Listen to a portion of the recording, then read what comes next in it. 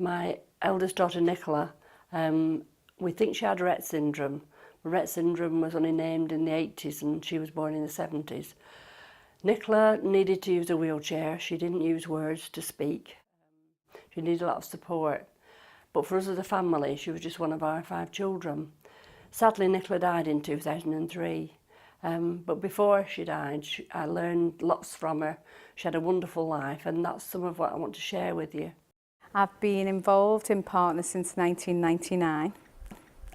I'd done the course and Lynne was our coordinator on there, and I haven't left it since really. I found it invaluable that even though I'm the youngest of 7, I learned things from other people's, Lynne's hindsight mainly, that have taught me things that my mum could never teach me and never knew about because she'd never had a child with a disability. What I learned through Partners in Policymaking, and what a lot of the other families learn, is to use your energy well.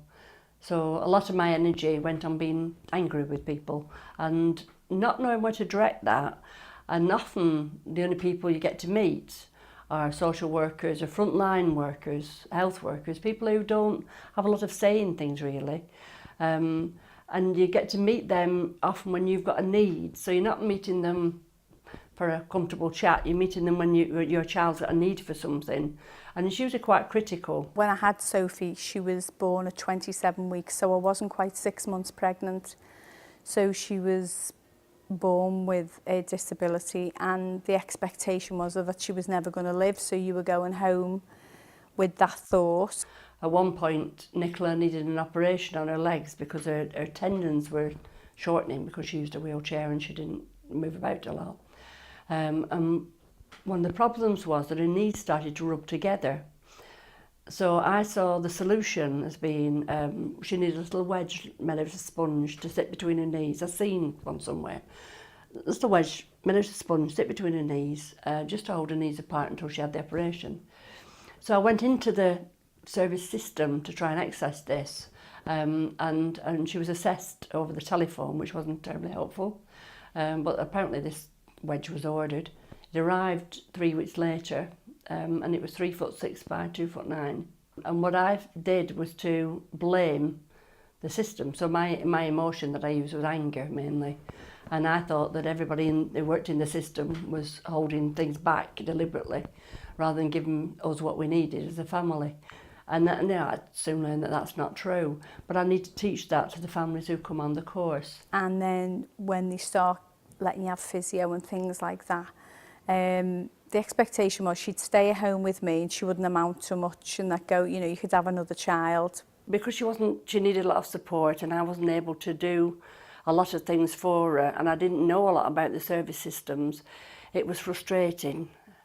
I liken it to the story of Alice in Wonderland.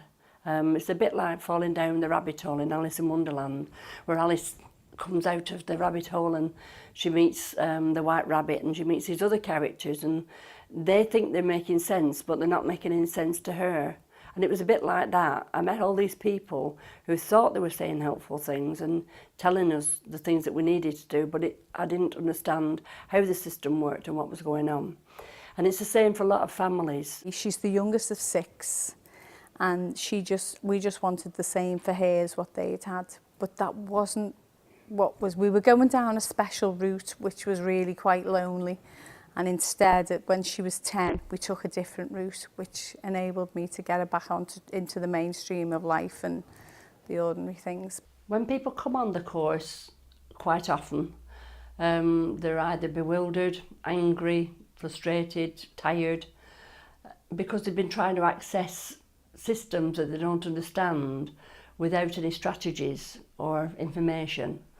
And Partners in Policymaking gives them the information they need. Well, 2002, I'd been suffered with arthritis for a long time, quite severe arthritis, and I didn't really know the field of disabilities. It's just, as Lynne says, it's fallen down the rabbit hole until that actually happens to you, and I think in life it completely changes.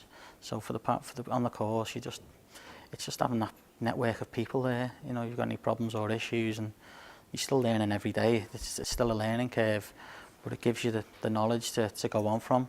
The way that we teach on Partners is a mixture of information and inspiration. So you get the information about what the legislation is about people working, where it affects your benefits, all those sort of things. But you'll get somebody coming telling the story about their work and how important it is to them. So each of the topics is a mixture of information and inspiration, and that's really important. So it's a fantastic course that I think everyone, even people non-disabilities, need to go on, because it's just such a learning curve. It opens up, like in friends, I've got friends who've got no disabilities, but I'm teaching them stuff overnight, you know, just in general conversation, because it's something you are passionate about. It's something you are passionate about what you do, and I think people, well, with all disabilities, it is just a learning curve all the time, and the people you get, the knowledge you're getting off people is unbelievable, and the speakers you see from all over the world and within our own country, it's a privilege to be able to do that. So I think it's fantastic. One of the sessions we teach is around postural care, about protecting body shapes. And it's absolutely incredible the difference that makes. We've got somebody who comes along and shows slides of children who've been left sitting in one position for a long time. And we know for a fact that we've changed several children's lives. There's a young woman called Jess who was about to have an operation for scoliosis, and she hasn't had that operation. Her spine moved back several centimetres in a matter of months just because she had the correct equipment. We look at facilitated communication for people who don't use words to speak. We look at inclusive education. We look at getting a job. One of the sessions is on person-centred planning, and that's what really floated my boat, really. I knew at that time there were certain things going on in my life that I thought, if something happened to me, what had happened to the children? Not just Sophie, to all of them, but predominantly Sophie as well. I'm 71 and Carol's, been with me all the time, and I haven't been able to do things when I wanted to do myself anyway, because I was worrying about Carol and I would never leave her. So that really got into me. I needed to know what was going to happen if I was no longer here. And I think most parents have that of all the children, not just someone with a special need. She was always stuck in the house with me, looking after me and me looking after her. I never had no friends. I never really went out anywhere of a night or of a day. From noon to the next morning, I was stuck in the house 24/7. Because there's this window of personalisation at this particular time, we've kind of done a hybrid of all the person-centred planning tools, especially the personal futures planning, and we've put them together and created a toolkit, and now we're doing something called Pass It On Planning, because it really belongs with families. Quite often the families, when you have a disabled child, you stop dreaming about things. You just sort of are glad if you've got through the day, or somebody's returned a letter or returned a phone call. You stop sort of the big dreaming stuff, and it's really important that we should all have dreams and aspirations. So it's for families, by families, and now that they can be given the confidence and training to know they can do it themselves. I go to Merseyside Partners in Policymaking. I've been going there since 2008. And I've enjoyed going there because it gave me a new lease of life, which I never had before. And she's got to do quite a lot of things. She's learned an awful lot of things. She's got a little job out of it. And she's meeting so many people and doing so many things that she thought she'd never be able to do. So we teach the families to think big again and look at what's really possible and what's positive about life. If you're on there and they learn about it, they'll go on and pass it to somebody else, another mum, another dad along the road, a neighbour even. It's that basic, and that you can learn from that and then go on and tell somebody else. And that's what kind of done it for me. It's that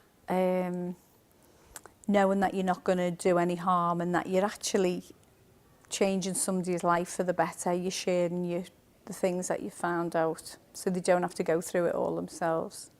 There was a big thing was for my son Anthony, and that was when we done the rites of passage. I was horrified because he wasn't doing any of them things, and his 2 younger brothers were doing all of them. There's an assumption that the people who work in social services or health are there to solve all our problems. So you go along and mainly talk about what's wrong. And you go to the social worker or the health worker with the difficulties. And quite often they will talk to you about the difficulties. So quite often all we hear is what's wrong with your child, and all we talk about is what's wrong with our child. And we turn that right on its head. His brothers were getting the bus to school with the friends, and they'd get the bus home with the friends. Anthony wasn't, he was getting shipped out to the special school. And so one of the big things that come from partners was that Anthony got his own front door key for the first time.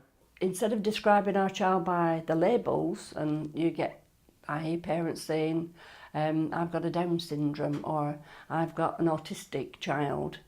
And Down syndrome might be part of who that child is, but it doesn't define them. So we teach people about how to use language in a different way, in a very powerful way. So we describe our children by their gifts and their talents, as well as saying what support they might need. And that's a huge change, a huge shift. And then we started getting the bus to school with him, and he got his own bus pass, and it just went on. He actually now has started supported employment, which if I hadn't done partners, I wouldn't. So if you're a social worker and you've got a family member coming to you with some solutions, so for example, with Nicola, we try to figure out things that she might do in her leisure time. Now, Nicola didn't use words to speak, she didn't move without assistance, she needed to use a wheelchair. So it was really difficult to think about what she might do and how she might fit in. But when I had some people help me plan and think about it in a different way, what we came up with was what Nicola was really, really good at, which I'm not really good at, and I'm trying really hard to be good at, is sitting still. So she was really good at sitting still. So we decided to use that. That was one of her gifts. And Nicola went to college for a couple of years, and she was a model in the life drawing class. And she also went into the beauty therapy class. She loved having massages and her hair done. So she was a model in that class as well. So it's about turning things on the head and thinking about what will work rather than what the problems are. Another positive step forward, which is involving like doing training like this on a day, and like doing, you know, talking about other places, you know, hospitals and things like that, and other disabilities, meeting other people with disabilities and learning, you know, and I feel my confidence is growing a lot more. And I just do a lot of things now, which I never did before. And I'm just so grateful for my type partners. And I think, as my mum said before, I think she said that I've come on more, which I have, and I speak out now, and I say a lot of stuff, which I never used to. I used to be a very, very quiet person, and I never had spoke to anyone. But now I've got that many mates now.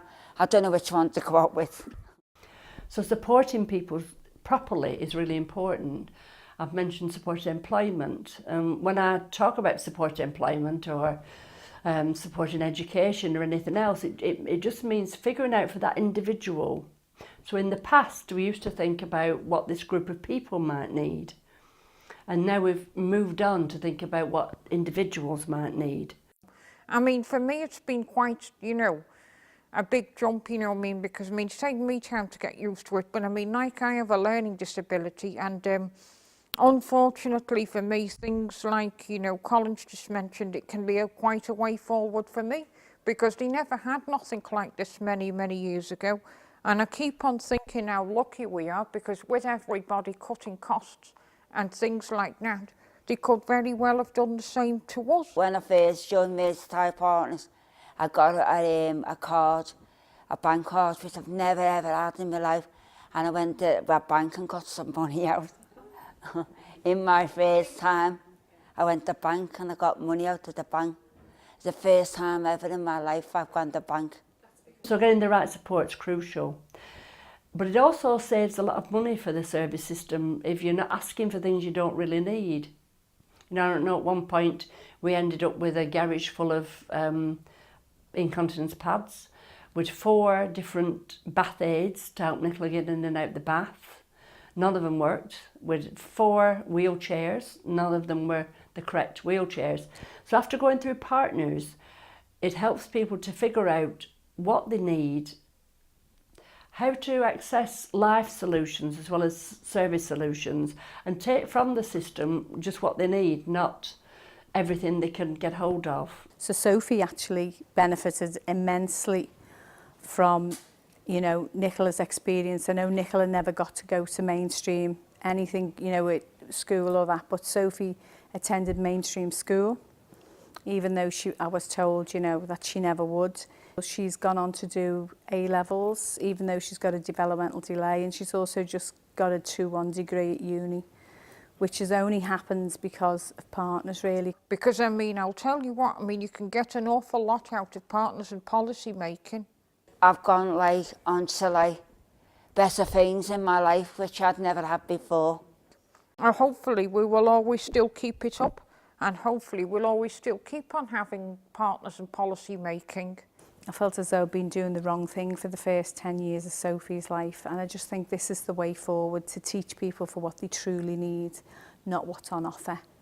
And it's just a challenge, really, so everyone becomes a citizen rather than just being manipulated and expected to toe the line. Before I was not very happy. I was a lonely person because I never had no one to go out with. My mum looked after me, and she never really went anywhere because she was always stuck in the house with me. I weren't like stuff, but since I've joined, I've been very happy. I just love it. I'm made up.